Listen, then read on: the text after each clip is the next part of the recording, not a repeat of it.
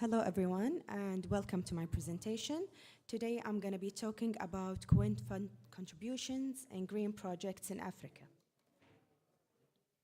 This is Manar Mansoor, first specialist engineer at Kuwaiti Fund.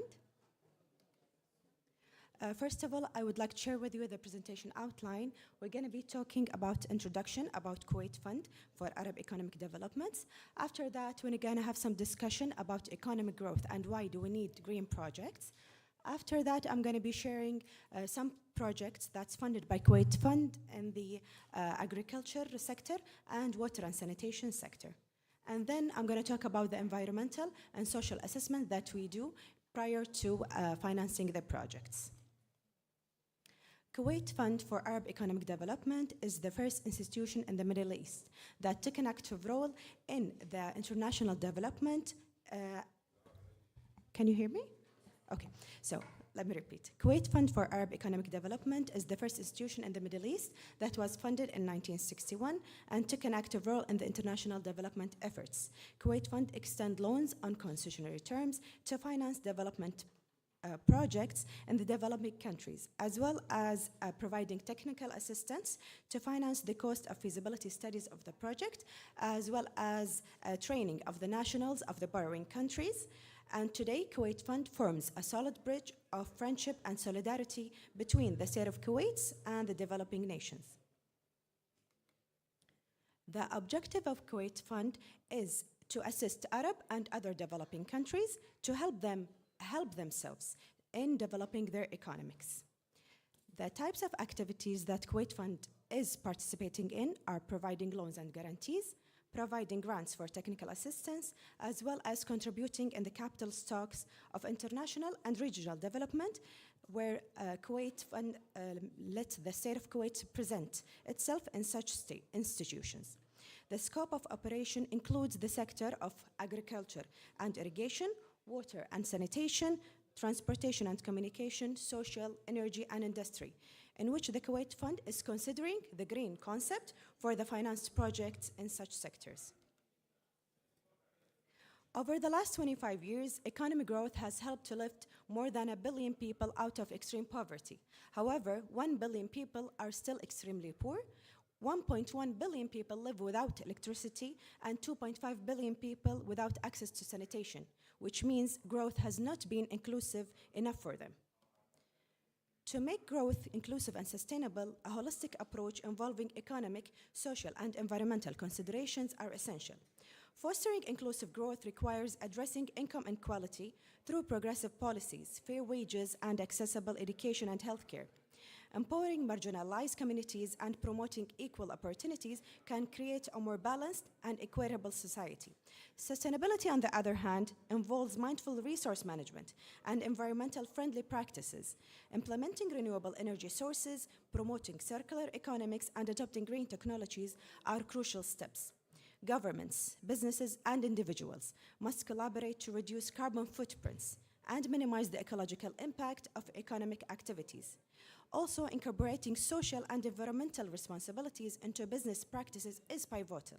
Companies should prioritize ethical and sustainable practices, considering the well-being of communities and ecosystems. Governments can incentivize sustainable initiatives through policies that reward environmentally conscious behavior and penalize harmful practices.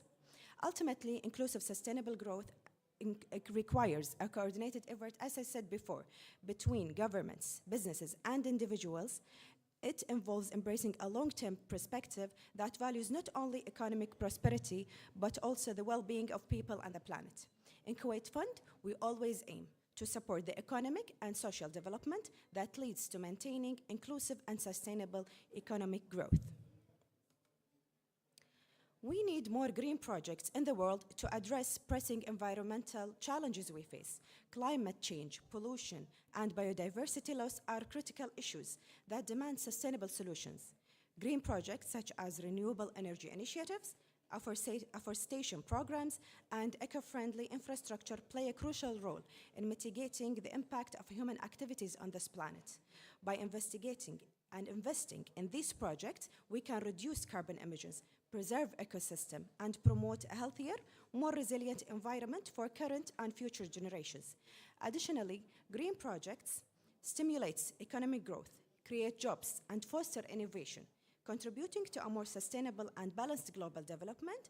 It is imperative that we prioritize and support these initiatives to build a greener and more sustainable future for our planet.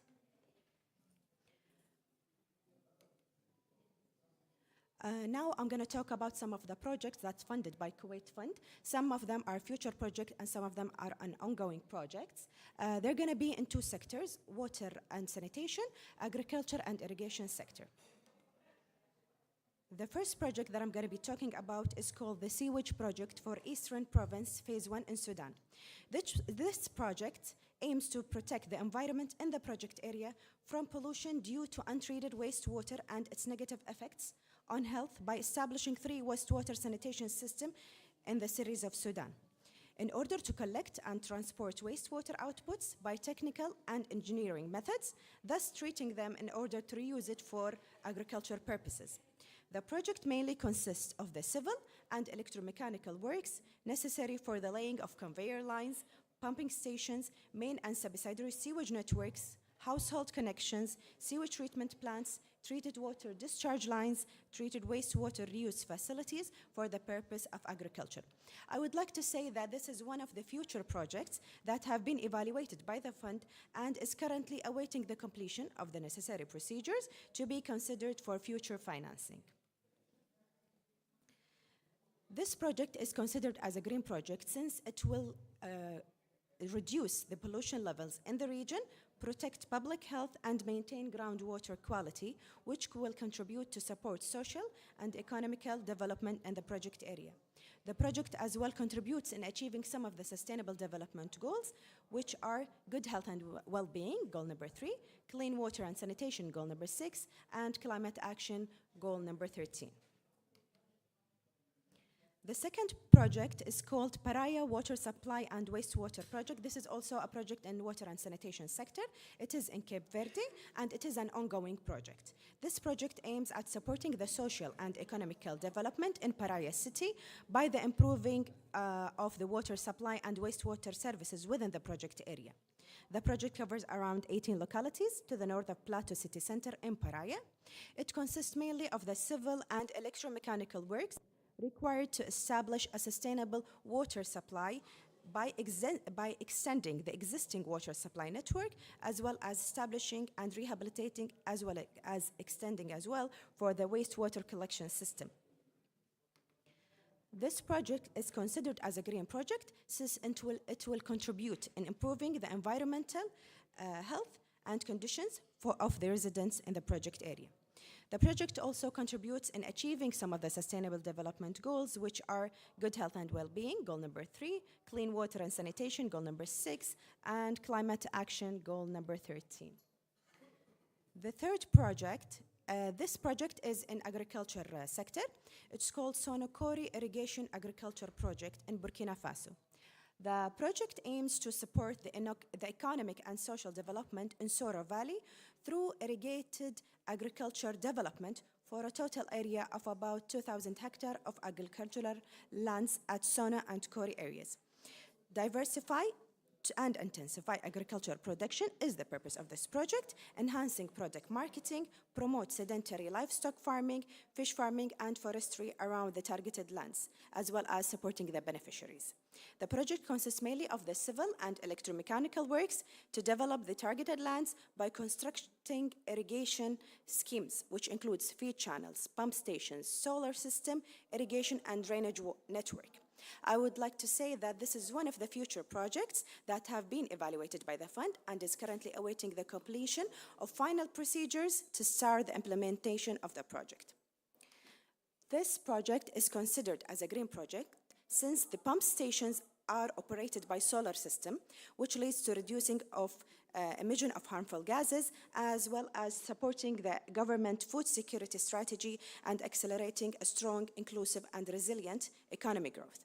The project contributes in achieving some of the sustainable development goals, which are no poverty, goal number 1, zero hunger, goal number 2, decent work and economic growth, goal number 8, and partnership for the goals, goal number 17.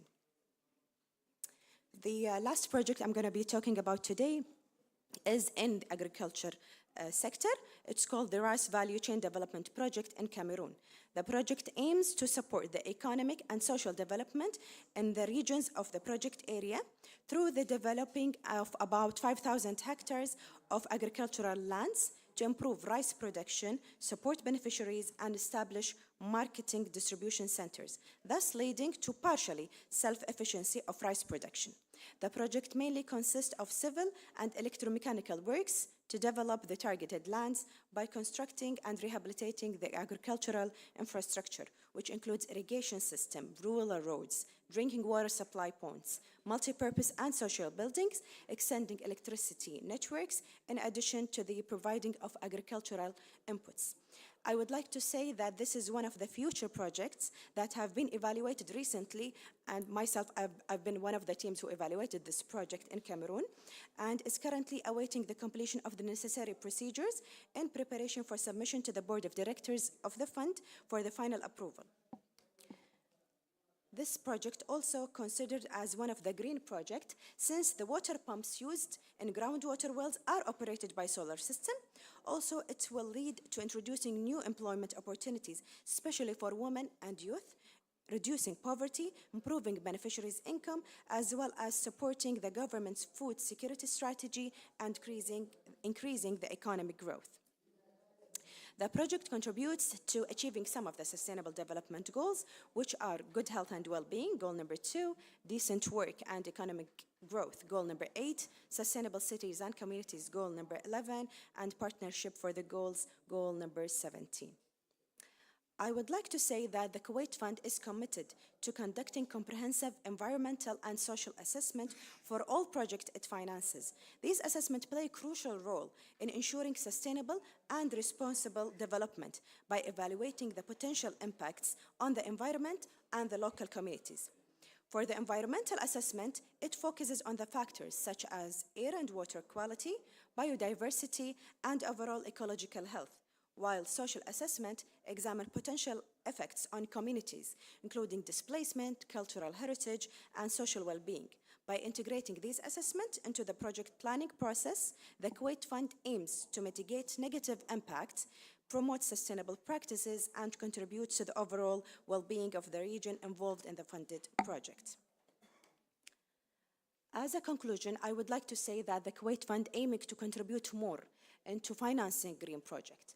Also, preparing environmental and social assessment prior to the project implementation is a very crucial step.